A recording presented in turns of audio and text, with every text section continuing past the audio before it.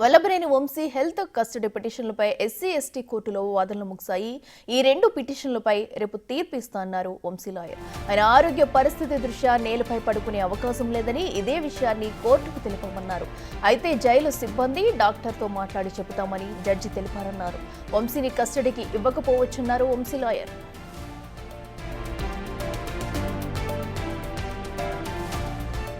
Custody గురించి ఏమైందంటే, ఇప్పుడు కస్టడీ మనం బాగా ఆలోచించాలి. ఇదేం అంతర్జాతీయ నేరం కాదు, లేకపోతే బోర్డర్స్ దగ్గర తగువు కాదు. It is a simple case. ఎంత సింపుల్ కేస్ అంటే there is no matter metal at all. It is a toothless nailless nerveless case. అంత మించి ఏమీ లేదు దీంట్లో. అంటే ఇప్పుడు 10/2/2025 తారీఖున అతను వచ్చి కోర్టులో స్టేట్మెంట్ జడ్జిమెంట్ ఇచ్చిన తర్వాత వంశీ గారికి ఈ కేసుకి అసలు ఎస్సీ ఎస్టీ కేసుకి సంబంధం లేదు, నేను కంప్లైంట్ ఇవ్వలేదని చెప్పిన తర్వాత 11వ తారీఖున 4 తెలుగుదేశం కార్యకర్తలు తీసుకొచ్చేసి కేసు రిజిస్టర్ చేయించారు. ఎవరి మీద? సత్యవర్ధన్ మీద, వంశీ మీద కూడా, వంశీ ఏవంగా. సరే, మళ్ళా 12వ తారీఖు రాత్రి 8:30కి ఒక కేసు కట్టి, గుర్తుపెట్టుకోండి, 12వ తారీఖు రాత్రి 8:30కి కేసు కట్టి 13వ తారీఖు ఉదయం 5ంటికే వంశీ గారిని కస్టడీలోకి తీసుకున్నారు. అంటే వితిన్ అవర్స్లో. ఆ రోజుకి ఈ కేసులో కావాల్సిన సాక్ష్యం సత్యవర్ధన్ కూడా పోలీసుల చేతిలో లేరు. అతన్ని విశాఖపట్నంలో తీసుకుని ఉదయం 7ంటికి జడ్జి గారు అడిగారు, మరి 20,000 అతని దగ్గర లాక్కుంటారని మీకు కలచి పెట్టారా అని అడిగారు ఈ పూట జడ్జి గారు కూడా. సో అది పరిస్థితి. ఈ కేసులో కస్టడీ 100% ఎవరని మేము అనుకుంటున్నాం. మరి ఏం చేస్తారో చూడాలి. ఇదే అంశానికి సంబంధించి మరింత సమాచారం మా ప్రతినిధి సాగర్ లైవ్ లో అందిస్తారు. సాగర్, చెప్పండి. అటు వంశీ పిటిషన్లకు సంబంధించి కూడా తీర్పు రేపు వచ్చే అవకాశం ఉన్నట్టు కూడా అతని లాయర్లు చెప్తున్నారు. మరి ఏ అంశాలను పరిగణలోకి తీసుకు వాదనలు జరిగాయి? డీటెయిల్స్ ఏంటి?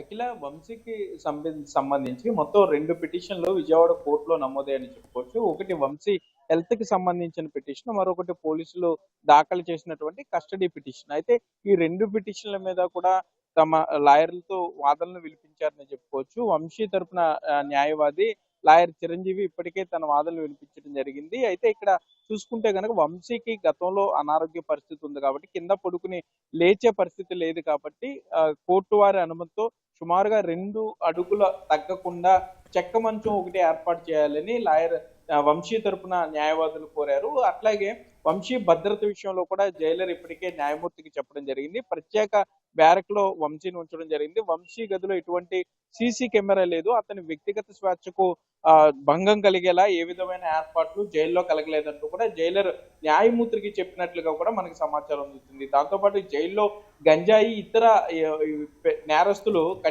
కఠోర నేరస్తులు ఉన్నారు కాబట్టి వారి నుండి వంశీకి వచ్చే ప్రమాదం ఏమీ లేదంటూ కూడా జైలర్ చెప్పినట్లుగా అయితే మనకి సమాచారం అందుతుంది. మరోపక్క వంశీకి సంబంధించి ఆరోగ్య పరిస్థితిపై పూర్తి స్థాయిలో దర్యాప్తు చేయాలనుకుంటే అతని ఆరోగ్యాన్ని మేము ప్రభుత్వ వైద్యులు వెరిఫై చేయలేదు కాబట్టి అవసరమైతే త్రిసభ్య అంటే ముగ్గురు సభ్యులు ఉన్నటువంటి ప్రభుత్వ డాక్టర్లతో ప్యానెల్ ఏర్పాటు చేసి అతను హెల్త్ చెకప్ చేసుకోవచ్చు అంటూ కూడా వైద్యులు న్యాయమూర్తికి చెప్పడం జరిగింది. అయితే అవసరాన్ని బట్టి ఆ నిర్ణయం తీసుకుంటామని న్యాయమూర్తి చెప్పడం కూడా జరిగింది. మరోపక్క సత్యవర్ధన్ కి సంబంధించి కిడ్నాప్ విషయంలో కానీ ఆ 3 రోజుల పాటు జరిగిన సంఘటనల్లో అన్నిటిని కూడా మరలా వంశీ తరపు న్యాయవాదులు న్యాయమూర్తికి చెప్పే ప్రయత్నం చేశారు. కస్టడీని ఏ విధంగానూ కస్టడీకి ఇవ్వకూడదంటూ కూడా వంశీ తరపు న్యాయవాదులు అయితే తమ వాదనలు వినిపించడం జరిగింది. మరోపక్క ఇటు పోలీసులు సైతం వంశీకి సంబంధించినటువంటి మొబైల్ ఫోన్ స్వాధీనం చేసుకోవాల్సి ఉంది. అతను కిడ్నాప్ కు వాడినటువంటి కారును కూడా స్వాధీనం చేసుకోవాల్సి ఉంది. మరొక పక్క